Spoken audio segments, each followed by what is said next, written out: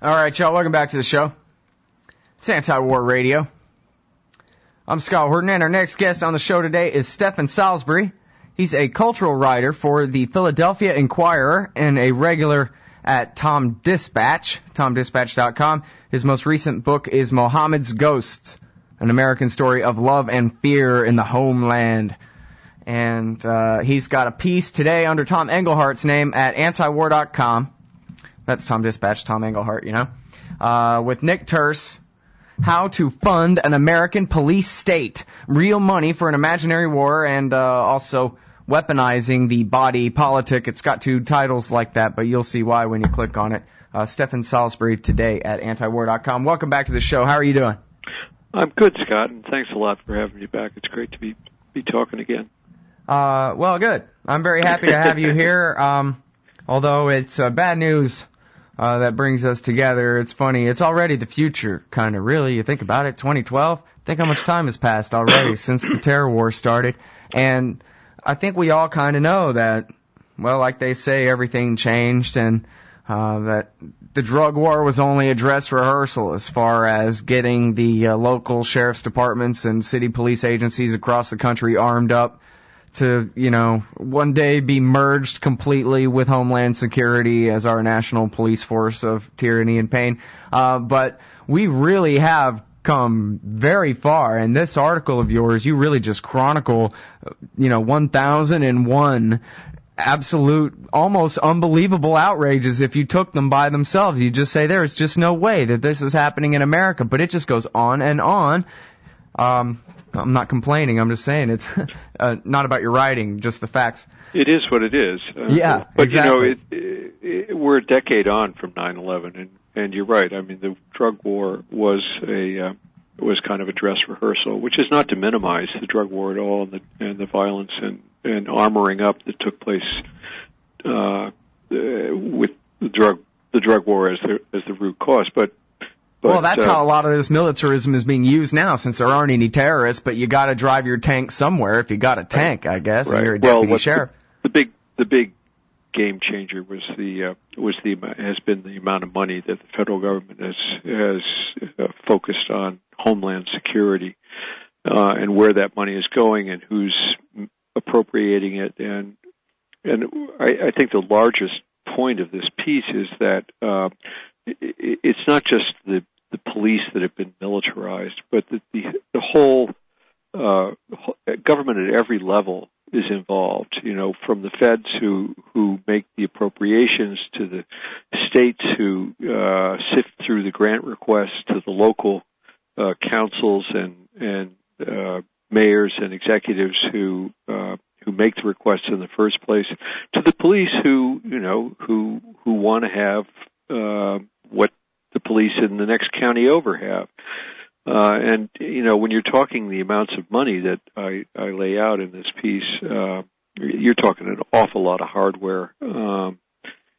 Somewhere, no one is exactly sure, and it's almost impossible to pin it down, but somewhere between $600 and $700 billion has been funneled into Homeland Security by the federal government, and not just through the Homeland Security Department. That's just a part of it. It comes from literally dozens of departments and agencies of the federal government, and it goes, it flows through the body politic, and at every point along the way, people are representatives and voters are implicated in this process. I mean, we get what we pay for. I think I make that point, and this is U.S. taxpayer money that's now been turned into creating hundreds of military fiefdoms around the nation.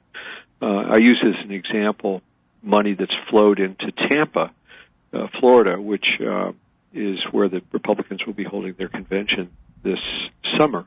And there was absolutely really no debate whatsoever about their desire to acquire a weaponized, armored Elenco Bearcat personnel carrier with, an inch and a half thick steel armoring and blast-resistant shields and turrets and all this stuff, and which will now join 2 other actual tanks that Tampa has, and as a way of beefing up, if you want to put it that way, security for the Republican convention.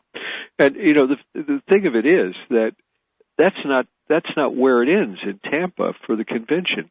They are also at the same time, this isn't in the story, but they are also at the same time going to have on loan 12 other armored personnel carriers and tanks in order to turn back, I guess, curious citizens and pushy homeless people and any protesters that want to come out and speak their minds. I mean, after all, this is America. I mean, why should they be allowed to speak their minds? And I was on the ground covering the conventions in 2004, both in Boston and in New York City, and there was a significant amount of equipment and weaponry and highly sophisticated police tactics that were in evidence then. But those are big places. New York City's a big place, and it kind of absorbs that kind of thing. You walk 3 blocks away from some, incredible police bust of 1,000 people, and it's nothing's happening. But in Tampa, you're going to be able to see just what this beefing up and armoring up really means to America. Mm-hmm. To an American city, an American place, and it has the potential to be really ugly. Well, and I think, yeah, exactly. It's all about that potential, because we can all imagine what it would be like if, say, for example, the currency lost a lot more of its value all in a very short amount of time, something like that. And there, Occupy protests look like nothing compared to the next wave of them, that kind of thing.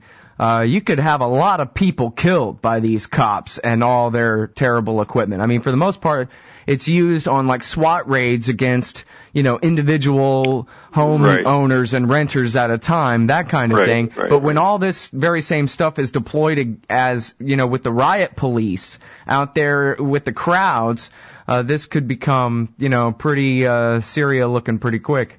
Well, this disturbing thing is, to me anyway, which is the point you just made, that when all this is deployed really in a political context, I get really antsy, because there's nothing. It's not illegal for people to speak up and assemble to express their grievances with the government. I mean, I seem to have seen that somewhere. Where was that? What was the document, the founding document called? I don't know. Yeah, it couldn't have been anything from the history of this country. But not to make a joke out of it, but it is a lot of the security stuff that has been funneled all over the country, and we're talking communications gear, weapons, vehicles, massive amount of surveillance equipment and technology. All this stuff has been distributed in the name of the war on terror. Well, guess what? There are no terrorists to speak of, and so this is equipment looking for a purpose, and the purpose has now clearly become, as you pointed out, so-called criminal raids, whether they're drug-related or eviction-related, and serving warrants and suppressing political activity. That's really you have one example in here, specifically tailored for the antiwar.com audience, I guess, but it's pretty important no matter who you are. When you say that Florida decided to launch investigations into supporters of Ron Paul, who, he's not Lyndon LaRouche or whatever, not that would be justified at all, but he is not some crank. He's been in the Congress. He's been reelected to the Congress 12 times or something. Right. The House of Representatives never voted to expel him or anything. He's a member of the Republican Party in good standing. He's one of the the surviving candidates for president after a grueling process here. This guy is as legitimate a presidential candidate as you could have, and yet for someone to support him is reason for them to be investigated. It's not just those SUV burning hippies who are being targeted here. It's good Republicans who like that constitutional guy a little bit. You make a very good point. I mean, once you deploy this stuff, it expands and becomes completely inclusive. Yeah, it's crazy. We were just talking about this with Glenn Greenwald too, about how especially since it's mostly being used against Muslims. You do see examples of, they do go after, Earth Firster types with this. And they do go after, they keep putting out these reports about, right-wing extremist, males with guns and the re-rise of the militia movement. That's not really happening, but they like to pretend it is and arm up against that and whatever. And we're all going to be crying, at least it ain't me, all the way to solitary confinement, Well, I think Glenn has pointed out, and many people have pointed out, that the Patriot Act, when it was enacted, contained a clause defining something called domestic terrorism, and which was so loosely worded that it could be used and applied to virtually any kind of act of political dissidence, whether it's right, left, or just an angry citizen. And that's what's happened. I mean, you mentioned Muslims, which is something, an area that I've done a lot of reporting on. And really, if you look back over 10 years, there's been less than 200 American Muslims who have been convicted of some terrorist-related activity. And, a lot of people would argue that those convictions were based on scenarios that were cooked up by law enforcement to begin with. But nevertheless, even if they were, that's less than 200. If you expand it and say, well, okay, what about all these guys financing, sending money out to Al-Qaeda and Al-Qaeda related groups? Even if you include that, you're talking about 400 people. So in the course of the last decade, you have a federal government spending roughly $630 or $40 billion in order to ensnare a maximum of say 600 people with terrorist-related convictions. Is that really what we ought to be using nearly $1 trillion for? It doesn't really make a lot of sense. And, that's a whole other angle there. In fact, that's another article that we're running at antiwar.com today is the opportunity cost, the seen and the unseen. We don't know the kind of improvements in people's lives that could have been made with all this money, but we know that it didn't happen because this money went somewhere else. For example, slaughtering Iraqis and developing the technologies to enslave the Iraqis to such a degree that, and I was harping on this one earlier in the show, the retina scanners. This is one that's coming soon, and it's been easy to see ever since they started taking our digital fingerprints just to get a driver's license, 10 years ago or more, 15 years ago maybe, that this is where we're headed. And Raytheon just, put out a commercial the other day. Is basically a commercial for their stock, I guess. Raytheon, we're fighting for you, or whatever kind of thing, protecting you and keeping you safe. And it features all their drones, and it shows an Army soldier getting a retina scan from somebody with this handheld retina scanner. And this is the kind of thing that they deployed against Fallujahs back in 2004 with the second Battle of Fallujah. And maybe the first one, I don't know, but at least back then. And yet, sooner or later, these things are going to be cheap enough. Raytheon's going to be pumping them out. Ben Bernanke's going to be printing the money to buy them all with, and they're going to be passing them out to all our local sheriff's departments. And now, you don't really actually need your license and registration because we got it all in our database. All we need is a picture of your eyeball. And, I don't know what's going to stop them. What, are they going to let us vote on it or something? It's on as soon as it's cheap enough, and that'll be a matter of a couple of years.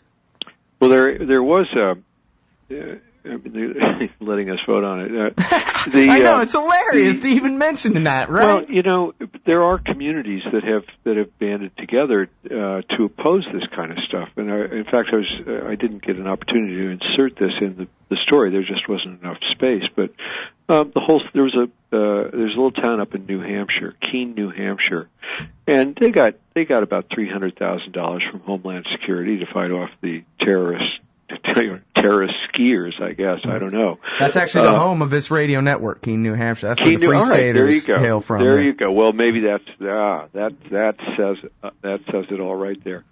Anyway, well then I mean, Keene citizens got together and said that they didn't think that it was really an appropriate thing for the police to have a Elenco Bearcat armored personnel carrier. That there was really no purpose for it. And as far as I know, and correct me if I'm wrong, they've fought back that particular acquisition by the local police department. I actually don't know how that was resolved or if it was resolved yet. I don't think it has been. But come on, 16 years ago or so, 2 men used automatic rifles to rob a bank in Los Angeles. So right. All deputy sheriffs need tanks.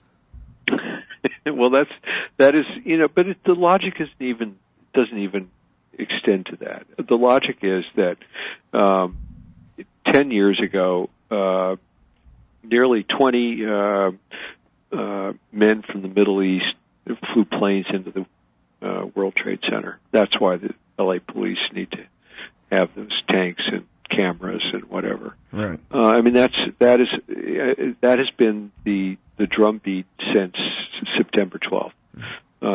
Never again will this happen in America. We're going to do everything we can to prevent it. And once you have that mindset, it flowed down. I mean, I watched it as a reporter here in Philadelphia.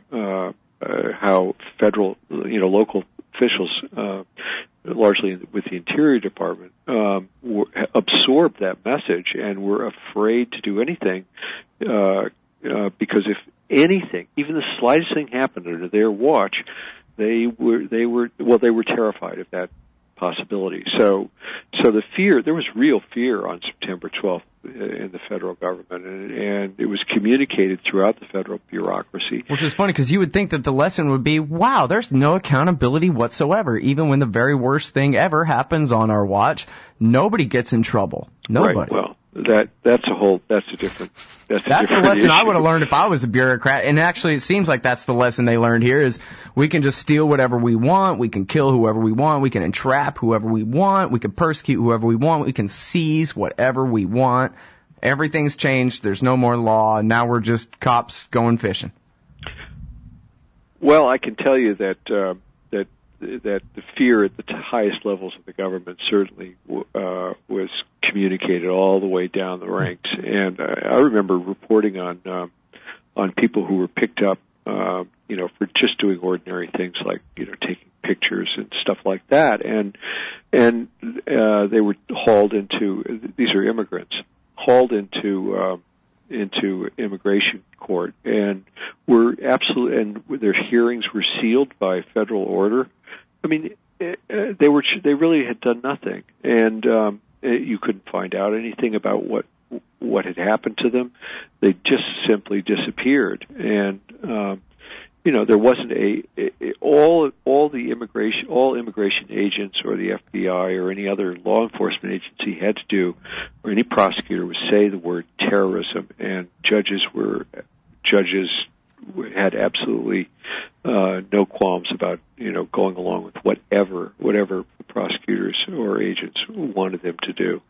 It was really a remarkable period. And don't forget also that the people have different views about immigration, but the courts, immigration courts, are not part of the criminal justice system. They're actually administered by the Justice Department itself, and are essentially civil courts. And so, any strictures that come down from the top of the Justice Department, in those days it was Ashcroft, they just went right down to the judges as well. The judges didn't decision, at least in some cases, did not base their decisions on law or rules, but on what the administrative order from the Attorney General was. That's whatever you think about immigration, that's not exactly what you want to find in an American courtroom. Mm-hmm. Well, the guys in the chat room say that the latest news on Free Talk Live is that the Bearcat is coming to Keene, even despite all the protests. And that really kind of goes to, it's a great article. Again, it's Weaponizing the Body Politic under Tom Englehart's name by Stephan Salisbury today at antiwar.com.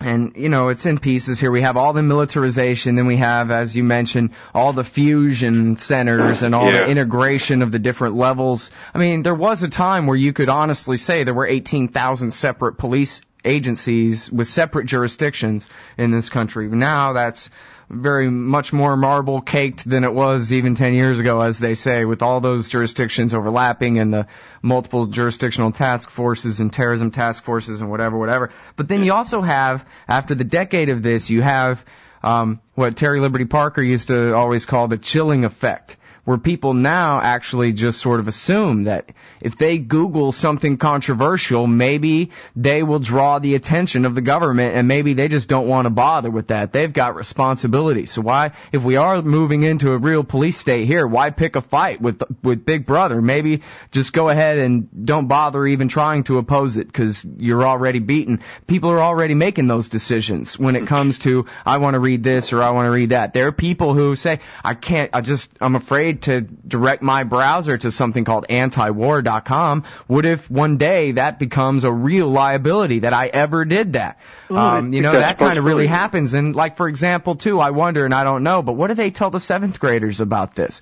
This is all perfectly normal. This is the homeland. And so where if we just have a single national police force, Gestapo, that, connects your retina scan and your license plate to your IRS record or whatever, and we're all just enslaved completely with real-time surveillance and all this, where it'll all just seem normal to them now. They won't even know to object, that there's anything objectionable happening, I guess.